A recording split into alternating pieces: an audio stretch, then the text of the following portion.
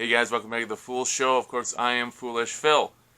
If you know me, maybe you pieced together, I'm a teacher, so it's summer vacation. They got the buzz cut going, and now I get to do a little recap of the weekend, let you guys know just some of my foolish thoughts.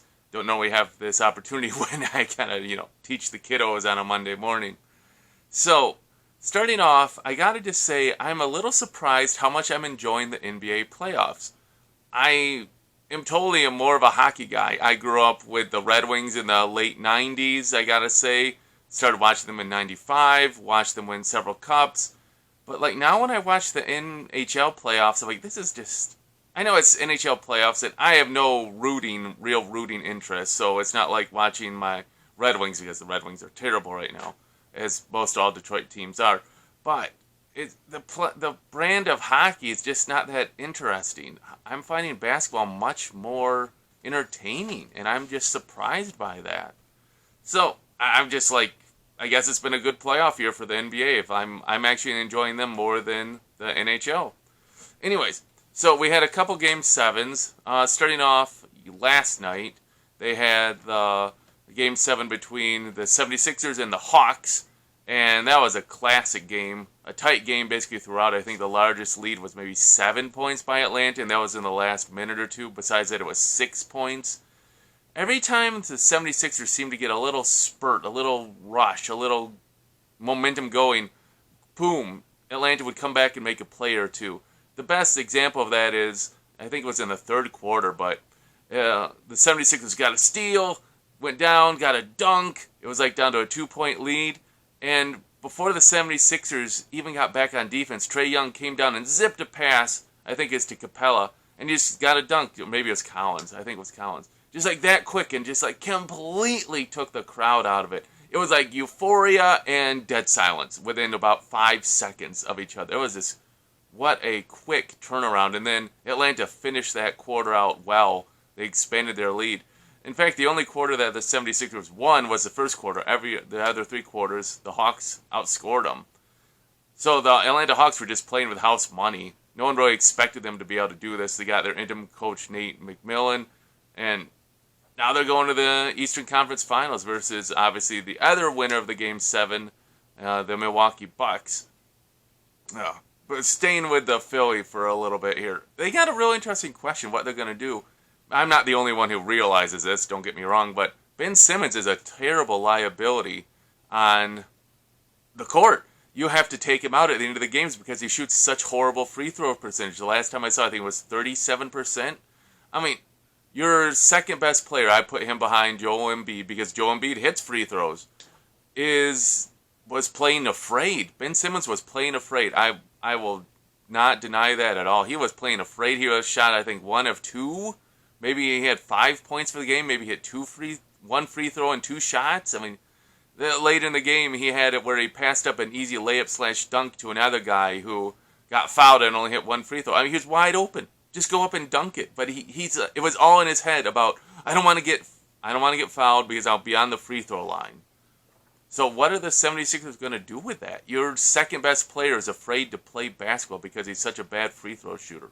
It'll be interesting to see how they address that. Now, switching gears, Milwaukee outlasted the Nets Game 7 overtime, but man, what a boring overtime. 6-2 the final score in the overtime was.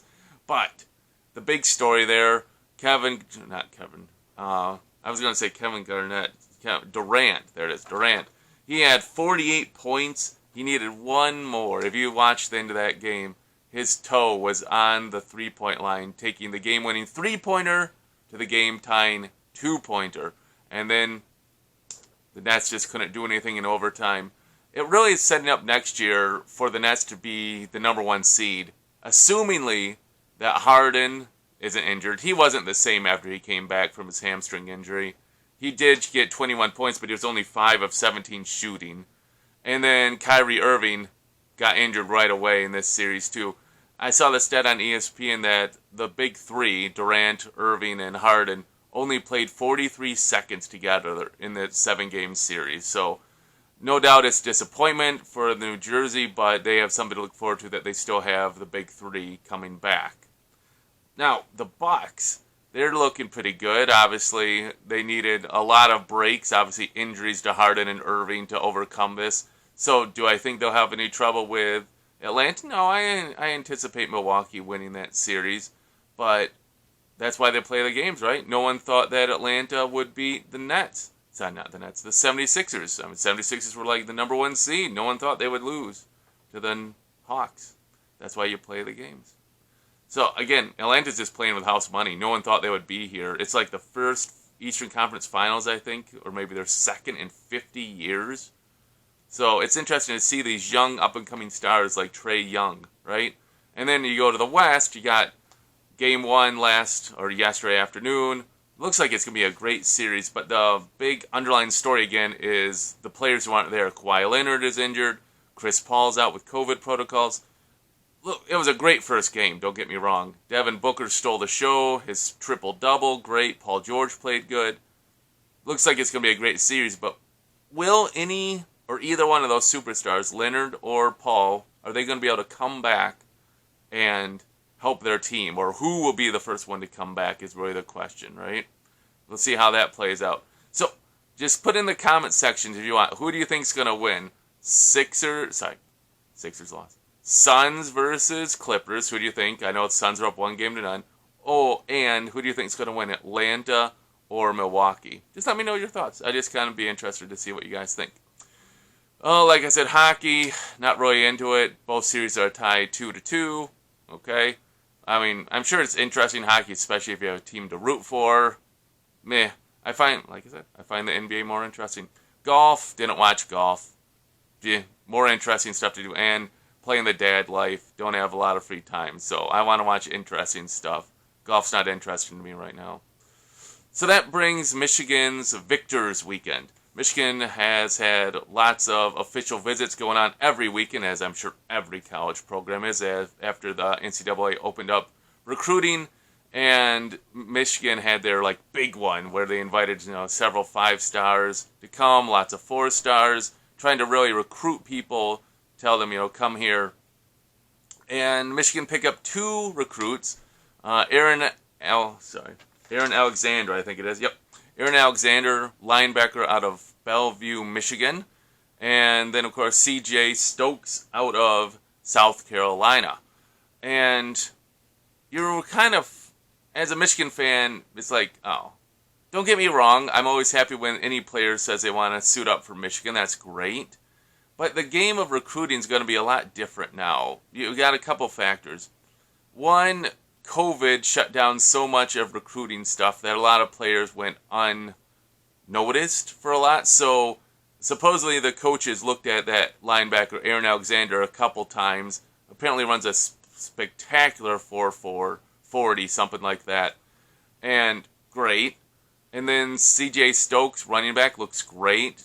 But you just have the lack of usual recruiting evidence. You don't have all these recruiting groups happen. You don't have these big, I don't know what you even call them, where you get all these recruits together and you get all kinds of scouts. They're starting up now.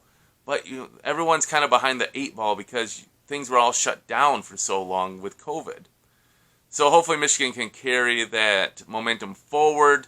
Both of these recruits kind of feel like trust the coaches ones, because they're the ones that actually see them. Obviously, I just read, MGO blog and other fan sites, and I get emails from other things. So I'm no expert. I just, say what I think.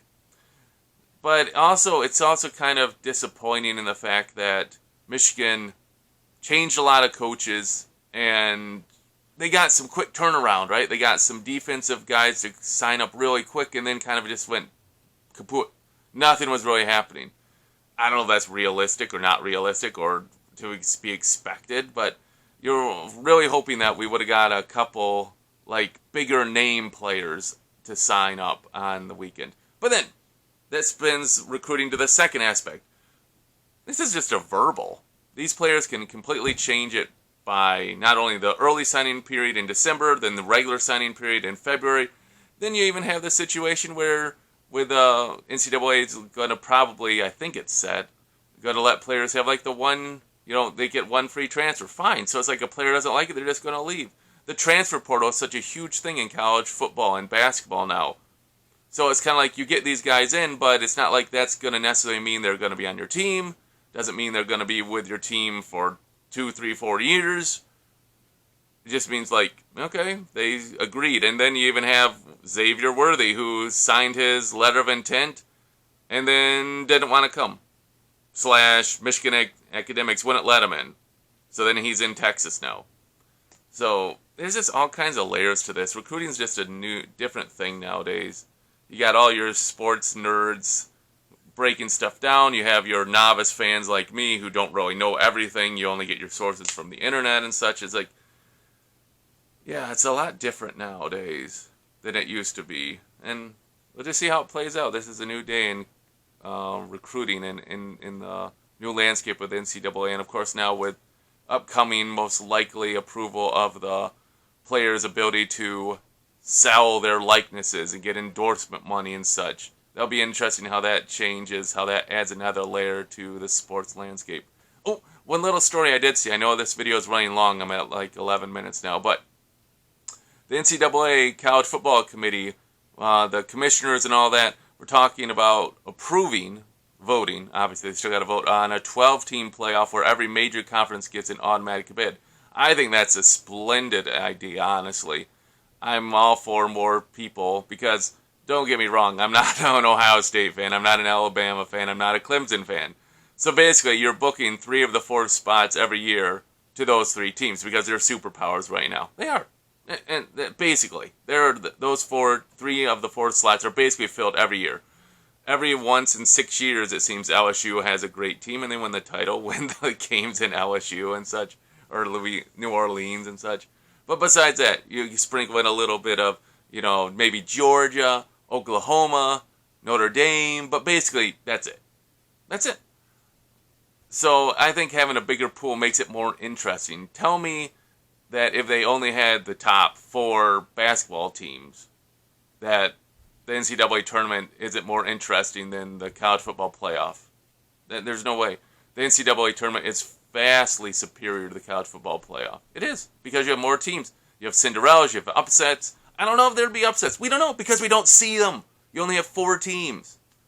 I'm not saying going to a 64-team playoff, but I tell you what, 12 would be better than 4, in my opinion. Okay, let me know what you guys think about that. I know, a long video, sorry. Thanks for sticking around with me, watching it all if you did. Hey, guys, let me know what you think about the NBA playoffs, Michigan recruiting, college football playoff, hockey playoffs. What am I missing? If you're a hockey fan, let me know what you're enjoying about the games. Hey, all sports is fun, man. Until I catch you next time, go blue, and thanks for watching.